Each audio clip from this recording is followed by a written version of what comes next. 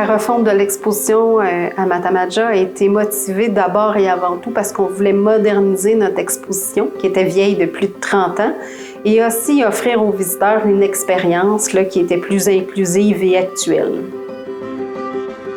Mario Lompré, avec toute sa rigueur, est venu mettre à jour tous les contenus historiques de notre exposition.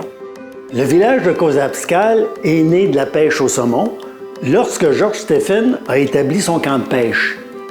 Quand il a engagé ses premiers employés, ces gens-là sont devenus les plus vieilles familles fondatrices de Cozaabscale.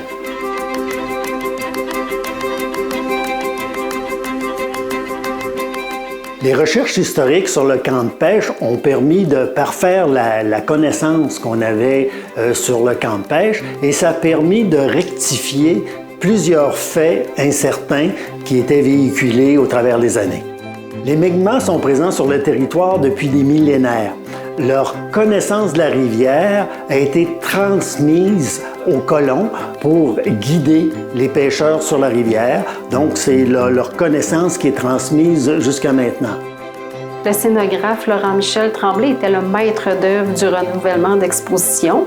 Il s'est entouré d'une équipe de gens compétents qui ont su créer une expérience immersive auditive.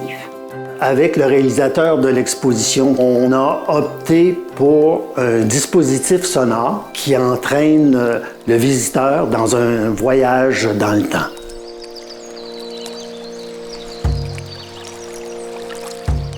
Avec son balado, le visiteur peut épier deux personnages qui font le tour du camp de pêche et du même coup documentent sur les objets, les artefacts et l'histoire du camp de pêche Matamaja. Plaisir de pêche contribue à mettre en valeur le patrimoine de la pêche au saumon, qui fait partie intégrante de la mémoire de la Matapédia. Cette exposition-là est importante parce qu'elle remet à jour des connaissances, des savoir-faire qui datent d'il y a longtemps et qui auraient pu passer aux oubliettes. Ils ont travaillé comme des fous.